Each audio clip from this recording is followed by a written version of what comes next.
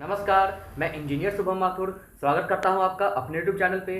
तो आज का टॉपिक है एरिया। वैसे मैं हमेशा क्वेश्चंस कराता हूं, लेकिन इस जो टॉपिक है ये बहुत इंपॉर्टेंट टॉपिक है, बहुत ज़्यादा पूछा जाता है। तो मैं एरिया में जो जो फॉर्मूला यूज होते हैं, जो जो कॉन्सेप्ट यूज होते हैं, सबसे पहले मैं उनको बताने वाला हूँ। और ये बहुत इंपॉर्टेंट है कि आपको ये सारी चीज़ें मुँह ज़बानी याद होनी चाहिए। जो भी रिजल्ट्स हैं इसके मुँह ज़बानी याद होनी चाहिए कि आप क्वेश्चन तुरंत लगा सको। ठीक है, तो मैं कुछ कॉन्सेप्ट बताऊंगा, कुछ फॉर्मूलेस बताऊंगा, वो आपको एकदम याद रहने चाहिए और पूरी बेहतरीन तरीके से उसको याद रखिए। चलिए देखते हैं।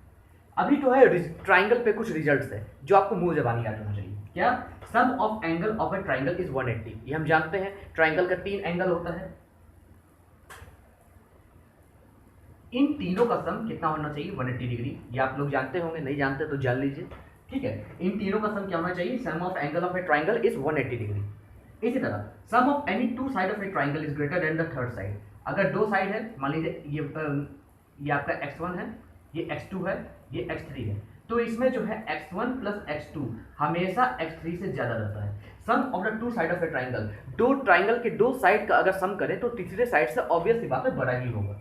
ठीक है, इन राइट एंगल ट्राइंगल में अगर पाइथागोरस थ्योरम लगाएं, जैसे हम जानते हैं राइट एंगल ट्राइंगल भी हाइपोटेनस होता है, परपेंडिकुलर होता है, ये बेस होता है। ठीक है, तो इन पाइथागोरस थ्योरम भी हम जानते हैं हाइपोटेनस का स्क्वायर इक्वल परपेंडिकुलर का स्क्वायर प्लस बेस का स्क्वायर। ठीक है, जो कि बहुत इंपॉर्टेंट होता है क्वेश्चन सॉल्व करने में। अब line joining the mid point of side of a triangle, line joining the mid point of the side of a triangle to the opposite vertex is called median. इसका मतलब है कि जैसे मान लीजिए ये ट्राइंगल है, ये वर्टेक्स है आपका। ठीक है, ये ए है, ये क्या है आपका? वर्टेक्स। अब ये जो इसमें क्या बोला, line joining the mid point of ये of the side of the triangle, ये ट्राइंगल का साइड है, इसका मिड पॉइंट से ये वर्टेक्स पे मिल रहा है लाइन, और जो लाइन मिल रहा है इस लाइन को हम बोलते हैं मीडियन। इस लाइन को क्या बोलते हैं? मीडियन। और ये मीडियन ही है ट्राइंगल का जो अपोजिट साइड से अपोजिट वर्टेक्स पे जाता है, अपोजिट साइड के मिड पॉइंट से वर्टेक्स पे जाता है, और इसी को हम क्या बोलते हैं? मीडियन। ठीक है, चलिए देखते हैं नेक्स्ट चीज। हम नेक्स्ट रिजल्ट देखते हैं। नेक्स्ट रिजल्ट क्या कहता है? The point where the three medians of a triangle meet, वह पॉइंट जहां पे तीनों मीडियन एक साथ मीट करते हैं उसको सेंट्रॉइड बोलते हैं। ट्राइंगल है, ये फर्स्ट मीडियन, ये सेकंड मीडियन, थर्ड मीडियन, हर साइड के मिड पॉइंट से वर्टेक्स को कनेक्ट करिए, वही मीडियन है। और जब तीन मीडियन मीट करते हैं तो एक पॉइंट बनता है जिसको सेंट्रॉइड बोलते हैं। ठीक है, और ये जो सेंट्रॉइड है, जो पॉइंट है, वह मीडियन को 2:1 में डिवाइड करता है। ये आपको रिजल्ट याद होना चाहिए।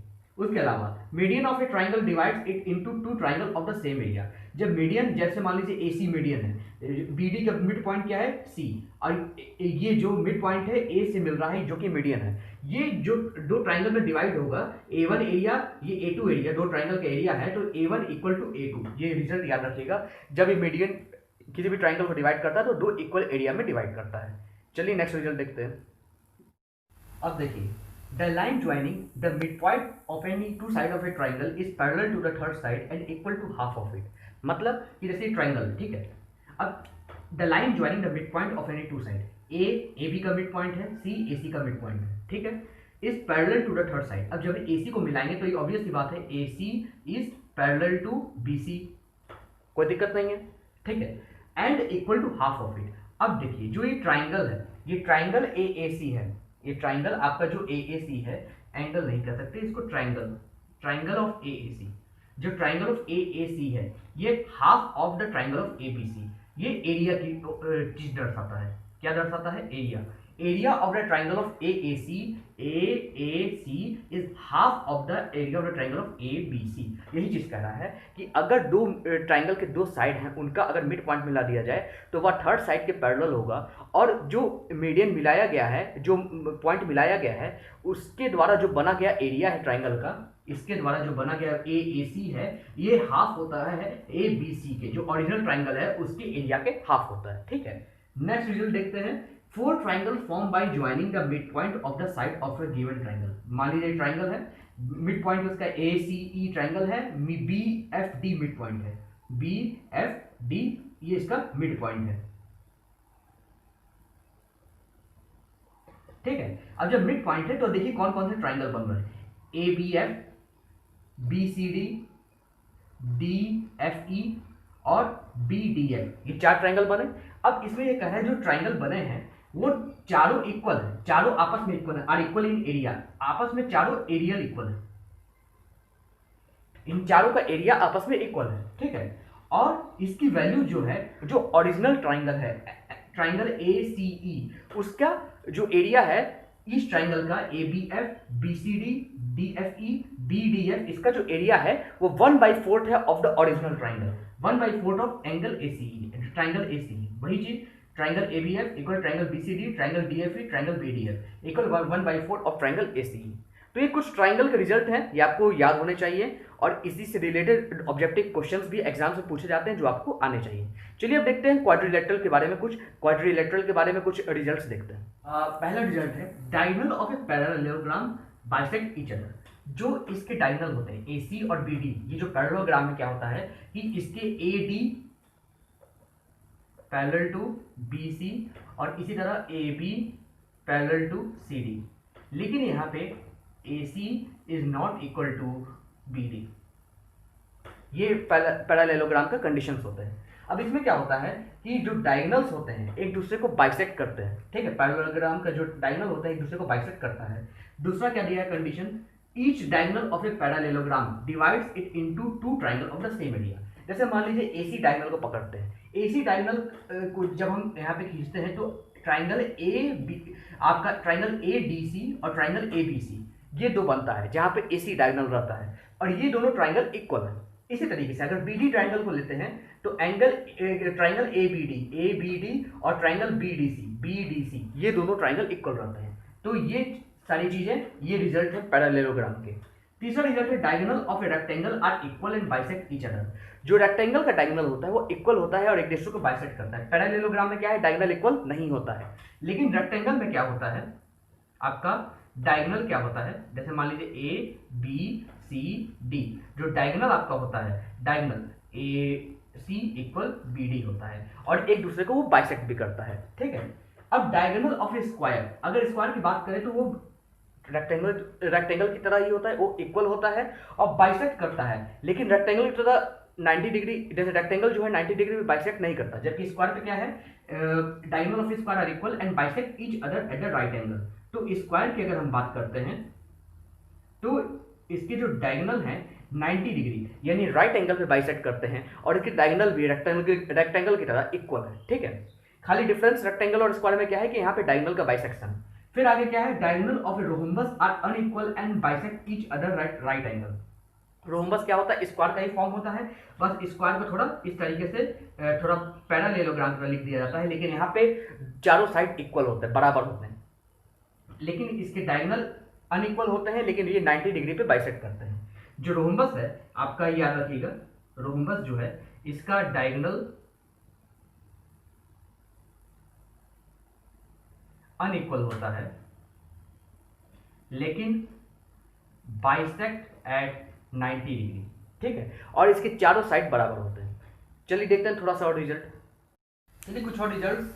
A parallelogram and a rectangle on the same base and between the same parallels are equally linear। इसका ये मतलब है कि जैसे आप देखिए यहाँ एक parallelogram and a rectangle on the same base, A D ये सेम बेस है, ठीक है, and between the same parallels, और ये सेम पैरेलल के बिटवीन है, इसका ई और डी एफ, इसका ए बी और डी सी, ठीक है, सेम पैरेलल्स, मतलब कि ए बी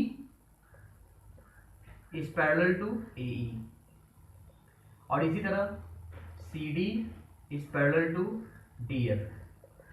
तो a parallelogram and a rectangle on the same base and between the same parallel are equal in area. मतलब एरिया की बात करते हैं तो ए डी ई एफ का जो एरिया है,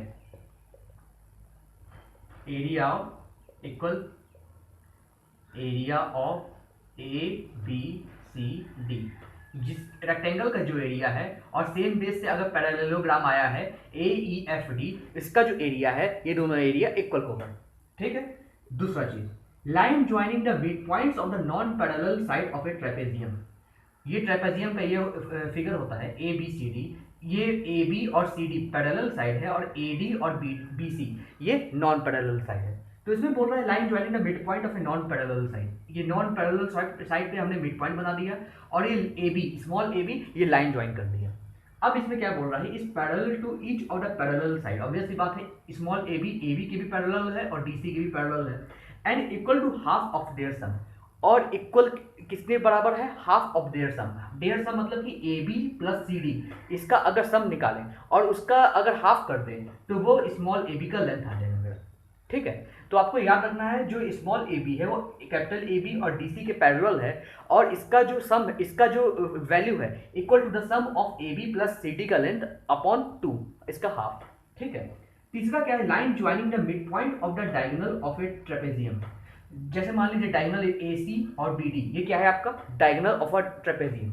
अब अगर इसके मिड पॉइंट पे कोई लाइन मिलाते हैं तो उस लाइन की जो वैल्यू आएगी, ये सबसे पहले ई एफ है, ये ए डी बी सी के पैरेलल होगा जैसे यहाँ पे हमने देखा, और जो ई एफ की वैल्यू होगी वो A B minus D C upon 2 होगी। जैसे यहाँ पे जो ए बी की वैल्यू थी small A B, mid point मिलाने पे, नॉन पैरेलल साइड की मिड पॉइंट मिलाने पे वह मेरा capital A B plus capital D C by 2 थी। यहाँ पे ई एफ जो अगर हम डायगोनल का मिड पॉइंट मिलाते हैं, डायगोनल का मिड पॉइंट कहाँ पे आएगा, यहीं पे आएगा, और अगर इसको मिलाते हैं तो इसकी जो वैल्यू होगी 1/2 into B C large length minus A D, जो पैरेलल लेंथ है उसी को माइनस करना है, B C minus A D upon 2।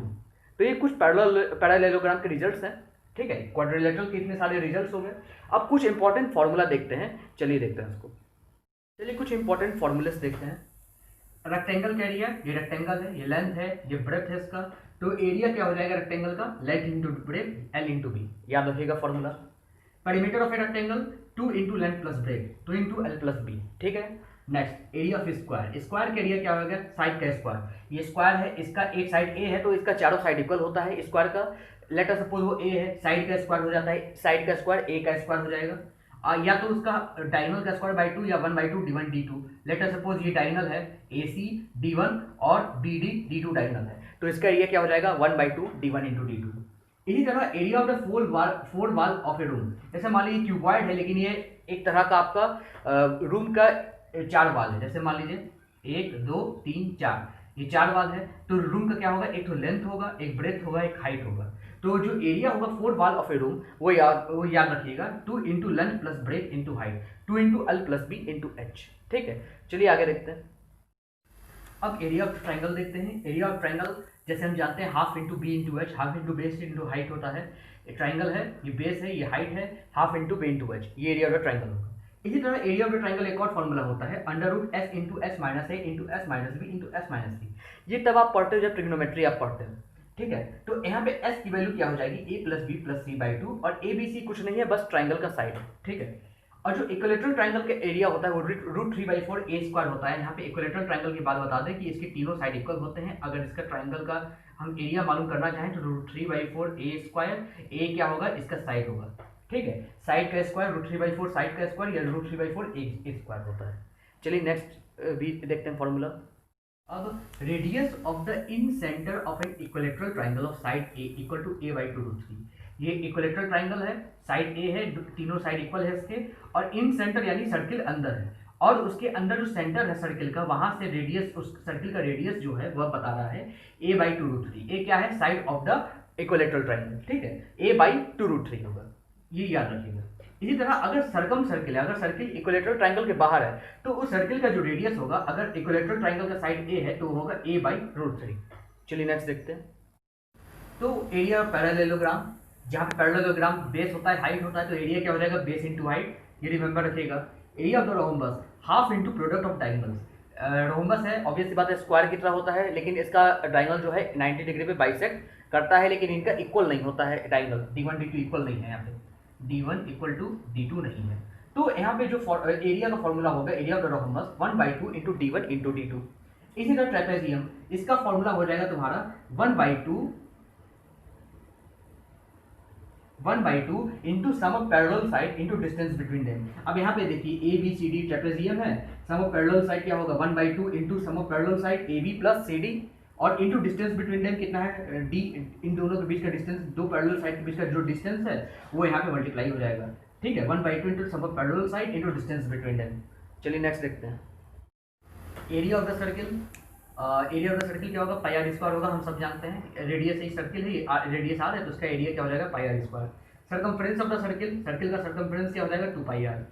अगर आर का लेंथ मालूम करना है, ये एक सेक्टर है, ठीक है, एक सेक्टर है, मान लीजिए किसी एंगल थीटा पर है और ये पूरा एक आर्क बना रहा है, ठीक है। तो यहाँ से अगर लेंथ ऑफ द आर्क है तो उसका फॉर्मूला हो जाएगा, ये थीटा एंगल बना रहा है, ये आर डिस्टेंस पर है आर्क, और ये लेंथ ऑफ द आर्क, ये लेंथ ऑफ द आर्क ये वाला कर्व एरिया, तो ये क्या हो जाएगा 2 पाई आर थीटा बाई 360। इसी तरह एरिया ऑफ ए सेक्टर की अगर बात करते हैं तो 1/2 into arc length into r. याद रखिएगा पूरा एरिया ऑफ द सेक्टर, ये पूरा सेक्टर जो है वो एरिया ऑफ द सेक्टर मालूम कर रहे हैं। तो क्या होगा तो हम जानते एक तरह का आप देखिए एक ट्राइंगल फॉर्म कर रहा है, तो हम जानते हैं 1/2 इंटू बी इंटू एच ये होता है। तो यहाँ से क्या हो जाएगा 1/2 इंटू आर्क लेंथ कितना है, आर्क लेंथ ये आपका बी, ये एच कितना काम करेगा, हाइट इंटू रेडियस आर, ये आपका क्या होगा बेस। तो एक तरह का ट्राइंगल की तरह ही आ रहा है, तो यहाँ पे आ जाएगा 1/2 into arc length into r, arc length को आप यहाँ पे पुट कीजिए और आंसर आ जाएगा pi are square theta by 360। तो इसका फॉर्मूला याद रहना चाहिए कि length of the arc 2 pi r theta by 360 होता है, और अगर एरिया ऑफ द सेक्टर पूरा पता करें तो पाई आर स्क्वायर थीटा बाई 360 होता है, ठीक है। चलिए देखते हैं नेक्स्ट फॉर्मूला पे।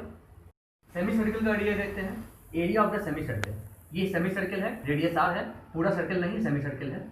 अब इसका सेमी सर्किल का एरिया क्या होगा, सर्किल का एरिया हम जानते हैं पाई आर स्क्वायर होता है, तो सेमी सर्किल का एरिया हाफ हो जाएगा pi are square by 2। Circumference of the semi circle, circle का पेरीमीटर सर्कमफ्रेंस हम जानते हैं 2 पाई आर होता है, सेमी सर्किल का सर्कमफ्रेंस हो जाएगा आपका पाई आर 1/2 हो जाएगा। Perimeter of a semicircle pi r plus 2 r, ठीक है। सर्कमफ्रेंस और पेरीमीटर दो चीज आप लोग याद रखिएगा।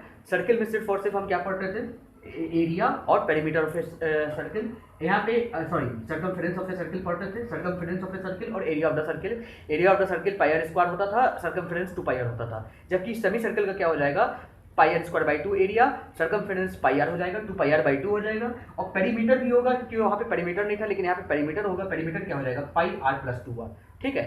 या इसको आप ऐसे भी लिख सकते हैं पाई प्लस 2 आर, ऐसे भी थोड़ा याद रख सकते हैं। चलिए लास्ट फॉर्मूला देखते हैं जो कि पॉलीगॉन से है। Area of a regular polygon, polygon मतलब क्या होता है, जैसे आप देखेंगे इस तरीके से कोई भी चीज़ आती है तो पॉलीगॉन के क्षेत्र में आती है, ऑक्टागॉन, पेंटागॉन, हेक्सागॉन, ये सारी चीज़ें चूज सुने होंगे। तो इस तरह की जो भी एन साइड है, let us suppose n side है, ये एन साइड है, एन साइड,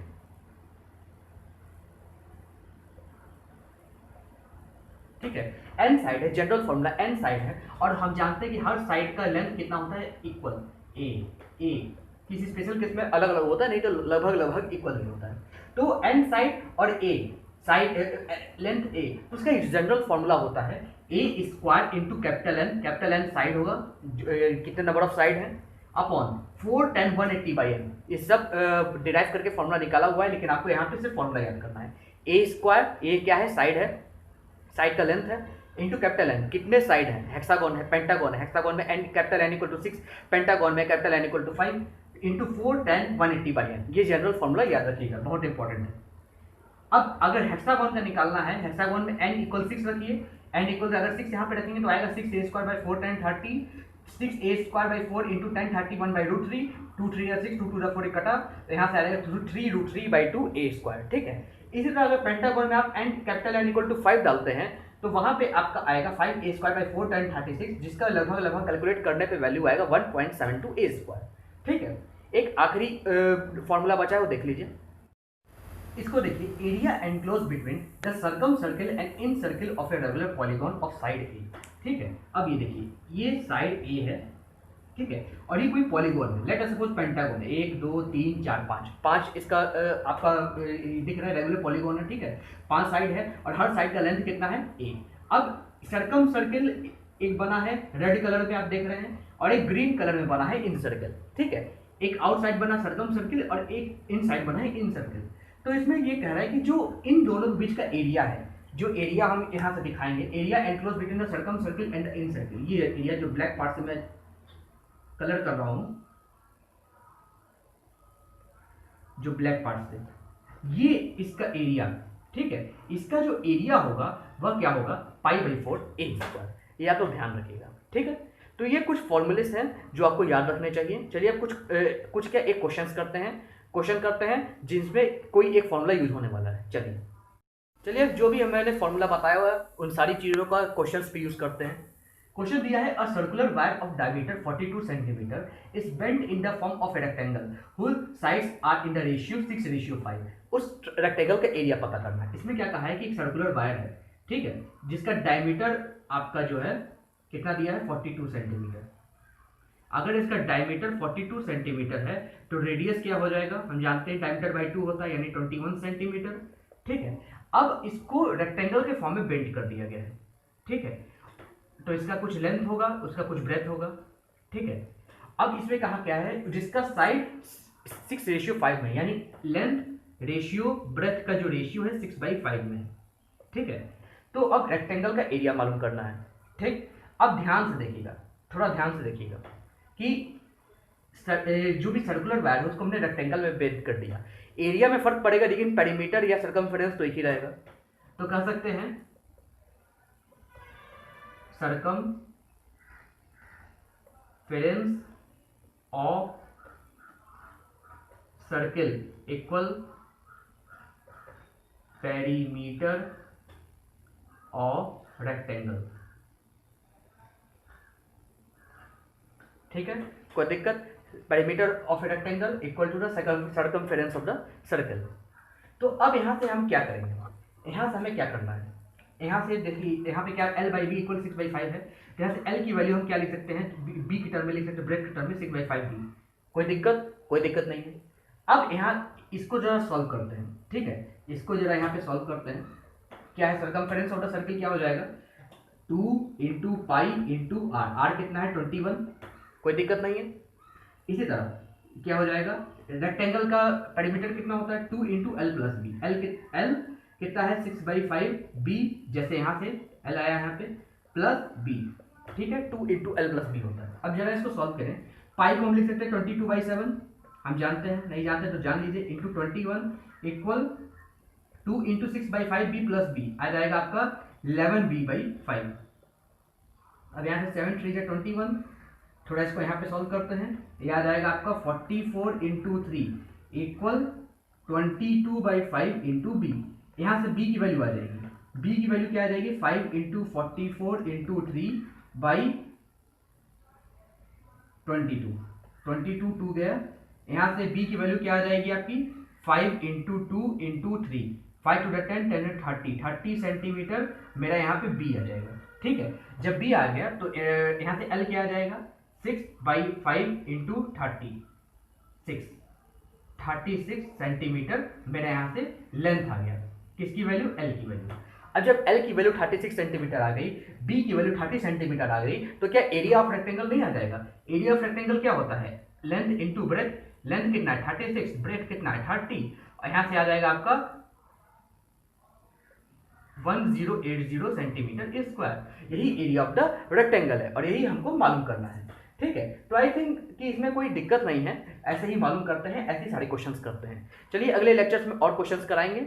चलिए तब तक के लिए बहुत बहुत धन्यवाद, और आप इस लेक्चर को लाइक कीजिएगा, इस लेक्चर को सब्सक्राइब कीजिएगा, इस लेक्चर को शेयर कीजिएगा, और जितने लोगों से हो सके शेयर करिए और सब्सक्राइब कीजिए मेरे चैनल को, और उसके बगल में जो बेल आइकन उसको दबाइए, जिससे आपको रेगुलर नोटिफिकेशन मेरी वीडियोस की मिलती रहेगी, ठीक है। चलिए इस उम्मीद के साथ कि अगले में ये सारे फॉर्मूले को और यूज़ करेंगे और क्वेश्चंस लगवाएंगे इसमें अगले लेक्चर्स पे। चलिए ठीक है, तब तक के लिए बहुत बहुत नमस्कार।